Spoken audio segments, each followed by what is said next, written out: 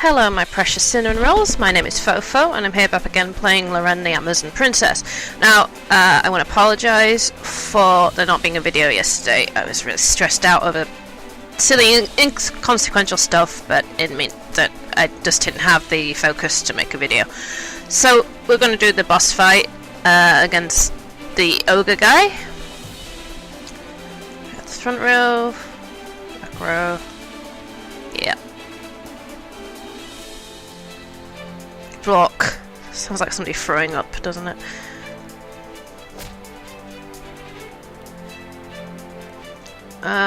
We don't have any healers in the enemy party, so that's good.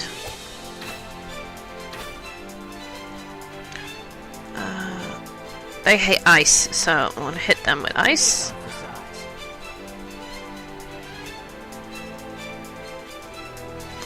Stunned him. Confused him, not stunned him.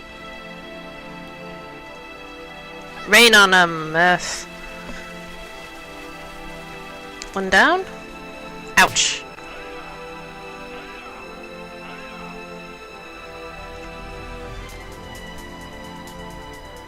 Oh, he can cast Earthquake for some reason.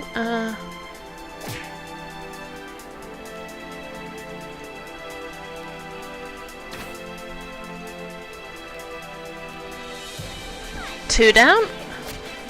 But Vork can't cast Resurrection or something like that. Loren. Let's do it again. Meth. We're all high. We don't need healing yet. That's good. Stop apologising in the middle of battle.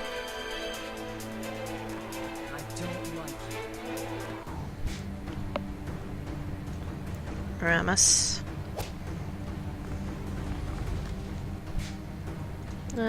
Dora. Loren. Oh, you need your see you're staggered, scared, and paralysed. You need a deck break, honey.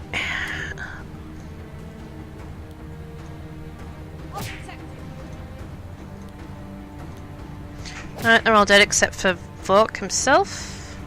Rain on him again. I think it's hail, but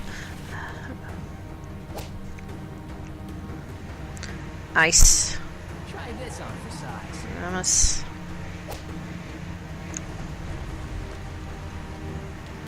Shoot him, Eleanor. And Loren, you're not paralysed anymore. You can take the last hit. There we go. We win. Yay. Mirth gets to level up. No skill points, so we put all the attribute points into will. Ramus levels up. No skill points. Puts everything into strength. Ooh, we got Topaz, Plate Mail, Shattering Sword, Bard Plate, Halberds, Buckler, and another Topaz. Okay. Grr. The ogre stumbled, leaned, and finally fell to the ground with a dying gasp. Dora cheered and ran up to kick its head. Big bully, how's it feel being dead? Oh, he levels up from finishing the quest. We'll have some more fireball, thank you. Put it all in will. Dora level up. She get a skill point. Sneak attack. There we go. I'll put everything in skill. Nurse says, now I need to bring the truth to Torba and he'll tell us where that Mesphit is hiding. Loren says, where's my sword? Loren says, pardon? Loren says, I only have one sword, the other... She groaned, recalling the finishing blow on the ogre, impelling it deep in his chest, which it had just fallen straight onto. Loren says, this thing ain't my sword. Ramus says, sword you say, there's a bunch over here. Ramus revealed the orcs' hoard just inside the cave, littered with armour and remnants of their victims. Loren says, fine, I did not care for that one much anyway. Loren rifled through the discarded weapons, dismissing most of what she found. That was until she saw a remarkably crafted sword near the bottom. She pulled it from the pile. It seemed to fit her hand perfectly. The sword shook and started to grow brightly. Loren says, what magic is this? A blue light pulsed in the dark of the cave and the party surrounded her. Loren says, why does the sword glow like that? Mirth said, could that be? Mirth got close to inspect the sword, running her fingers down the metal. Her eyes were large with wonder. Loren says, what is it? Tell me. Mirth says, this is one of the ancient swords created by the gods. Dora says, a sword made by the gods? Mirth says, they forged a set of weapons to bestow their strength on the worthy mortals. This sword, I believe, is the Hawk Blade. Loren stared deeply into the glowing sword, trying to wrap her head around the thought of it being created by immortal deities. Loren says, why does it glow? Merv says, because it has recognised you as worthy of the god's power, it has been said to only do that for the most powerful warriors. Merv suddenly bowed before Loren, causing her to jump. Merv says, the gods have chosen you, Princess Loren of the Amazons. Your arm is their arm. Loren quickly sheathed the sword to stop it from glowing. Loren says, nonsense, my arm is my own. Merv says, do you not care about the significance of the sword? Loren says, I need a good blade to replace my last sword. I do not believe in old fade tales. Merv says, the ancient swords are not tales. You are holding one at this very moment. Eleanor says, Druth Mer, we need to return the ogre's head to Tobar. Merv says, yes, this is not the most important matter. Merv says, the number of chores I have to do to find my mother is growing exhausting. Let's hurry so that she might be still alive when I find her. Even though they had fallen the hawk blade in the middle of nowhere, it was a gift directly from above. If Loren had believed its history and importance, then perhaps she could have done good with the weapon from the very beginning. But as it was, it would take an entire war to show her the true power of what she was wielding.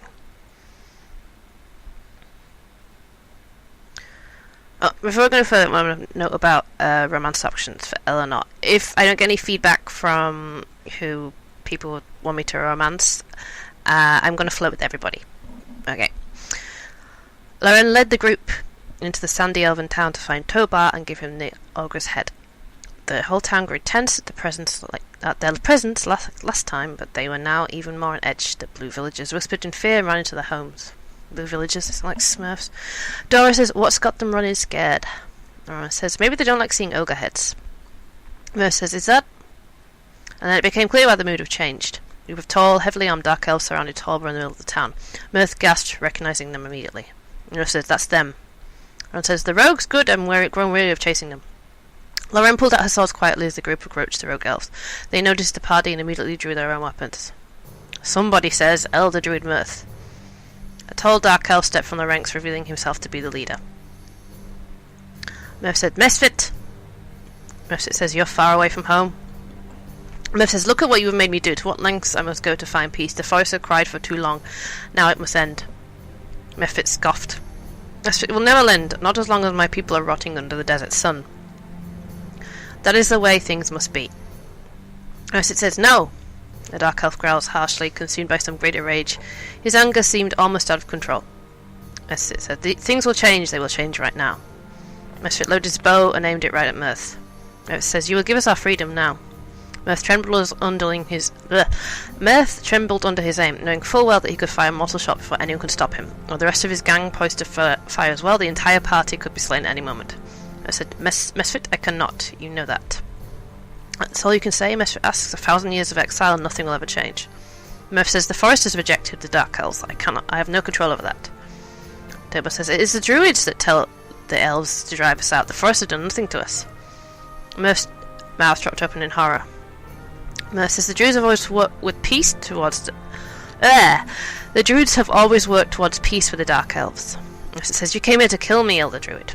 Words would not come to Mirth anymore. She just stared at the Dark Elves surrounding her. They were right. Loren says, correction, I'm here to kill you. Mirth says, of course you are. The Elder Druid has been hiring people to slaughter our kind for years. Mirth says, excuse me. Slaughter? Like how the forest elders were assassinated and then the kidnapping and theft, we're entitled to protect ourselves.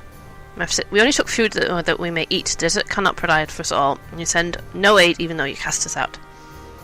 Mirth says, when negotiations fail and the forest is put in danger, it's my duty to protect it. The Dark Elves growled at her words. The party instantly felt the rising hostility, and Loren's hands found the hilts of her swords. Mesphit said, not all Dark Elves are kidnappers and assassins, and not all elves or druids are pure good either. Torba says, if you're just protecting the forest inhabitants, then let us inhabit it. Mirth says, you know that cannot be. Mirth broke as she lost control of herself for a moment. The issue is not with me, but with your ancestors. Take it up with them about how they dealt with the demons. No druid or elf forced them to make blood pacts with those creatures. They sinned, and their children unfortunately must pay the price. Stop blaming the druids for what can only be your own fault. Toba says, how could we be forced to pay the price of elves' long death, and we're our own people? Mirth says, the illicit demon's blood still pulses in your veins. It kills the forest. Just look at where you stand. Eleanor didn't look to know that the desert they had just trudged through had once been a lush green meadow. Demons brought death wherever they walked, and even after 1,000 years, their blood was still left in the Dark Elves, keeping this desert dry and lifeless. Toba says, I did not create this desert, no one here did. Whatever is left of these packs in our blood is so diluted that it's not a threat to anyone or anything. Mirth says, then why does the forest cry out when these rogues breach the trees? It's a pain as fresh as if a demon himself were walking within our forest. Loren says, I care not for all of this. Loren's voice cut through the tension, silencing everyone. Loren says, Mirth needs some peace and quiet to do her divination for an extremely important matter, and whoever's disturbing the forest needs to stop. The Dark Elves need to stay out of the forest for a while at least. Mesphit said, we haven't ventured into the forest for weeks. Loren says, what, Druid? How do you explain that? Mirth swallowed and looked away. I said, it's this village. And I said, this village, but it's not in the forest. I said, it's close enough to be felt. I can even feel the forest from here. It's crying right now. Toba says, this town has been here for generations. I says, I don't know what to say. Only lately has the forest been this upset. Mirth says, yet we were ambushed by dark elves and I felt nothing, but I know I felt the forest cry out many times. Mirth says, every time I feel like peeing, I learn Mesphit and his gang have committed another crime, and when she made the connection, Mesphit was taking steps backwards away from her and the party. Toba looked back at him in confusion. Toba says, what she says is true, then. Eleanor says, the Dark Elves don't upset the forest, it's just Mesphit. The rogue leader swallowed and raised his shaking bow in defence, and suddenly he was very angry and his bow was held perfectly still. Mesphit says, all that I've done for the Dark Elves. Toba says, what have you done? Mesphit says, I needed more strength to fight for us, it was for us. Mirth says, the forest. Mirth suddenly collapsed in pain, unable to stand anymore. Eleanor held her in her arms. Eleanor says, what's wrong, Druid Mirth? Mirth says, the forest is screaming. Oh, she's crying. A horrendous sound alerted everyone to Mesphit, surrounded by hazy demonic aura. Toba says, no, son, you've ruined everything. Eleanor placed Mirth in a safe place and stood to protect her. Toba and the other elves immediately fled to take cover. Even some of his own rogues abandoned him in terror. Yurka says he's using demonic magic. Loren knew that Mesphit had to die right there and then, and she wasted no time in getting to it. Boss fight! Let's just save the game. Okay, this is the third time I had to re-record this because things kept going wrong with my audio or my video or other stupid things. So we're fighting Mesphit. I got the speed on fast because I just want to get this done now. It's not a hard boss fight, it's technical problems, not the game. I'm sorry.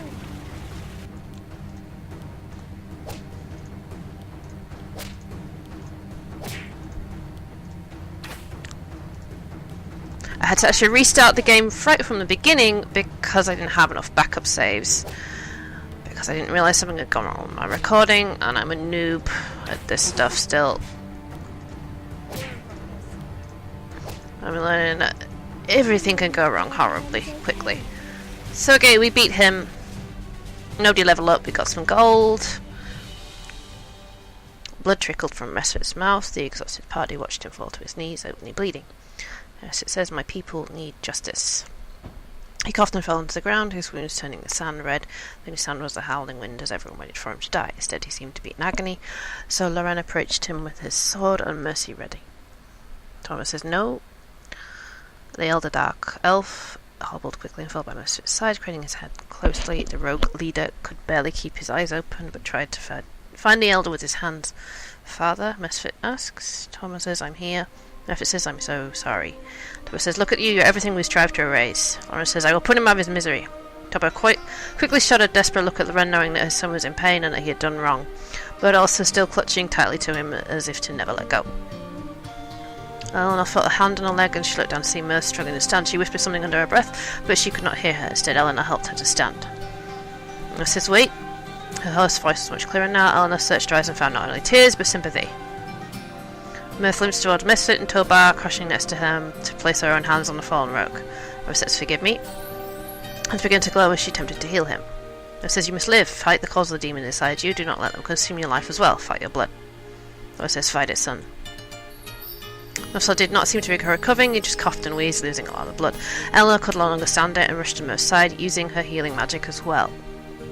Together their healing magic undid everything the party had just inflicted him. Convenient. And his wounds closed. Though the bleeding had stopped, Mesphit was still prone and in pain. Yes, said he was lived, but it would take time for him to recover completely. It says you've saved him. It says everyone deserves a second chance. He and Toba exchanged a look, not of understanding or trust, but of compassion. Some began to set up the desert town. Quest completed, stop Mesphit, we get 300 XP. Oh, some of us level up. Strength. Because I had to restart the game, our stats may not be the same as they were, but I'll go back to my previous save once I've successfully got back to where it was. Mutual trust was far away for these two factions. Tobard tried to prove that they should not be judged for their past, but their past was so horribly made present by his own son. Mirth said Mesphit that day out of guilt and pity, but it was the first movement towards peace between the Forest Elves and Dark Elves in 100 years. It was just enough to restore hope in these dark times, and they were going to need it. Mirth asked that Mesphit be taken away from Tobard's village to recover so that the forest could not sense him anymore. In return, Tobard asked for an alliance and the exile of the Dark Elves to end. Mirth promised to begin negotiations, but warned that it would not be a quick or easy process. The party went back into the heart of the forest, into the Forest Elves' village, where they had just started. There, they recovered from their long journey, and Mirth finally prepared for her divination ceremony. It took several days and required complete isolation, so Loren was left to wait. Now, this is where we get to do various tasks. They're basically fights that raise our fame. Our fame gets us a discount at the shop. So this is basically we stop, pause here and do some grinding. But I'm not going to record that because it would be boring as anything. So this is going to be the end of the episode. Hi, this is Phoephoe. Thanks for watching this video. If you liked it, please leave a like, comment, and if you really liked it, please subscribe.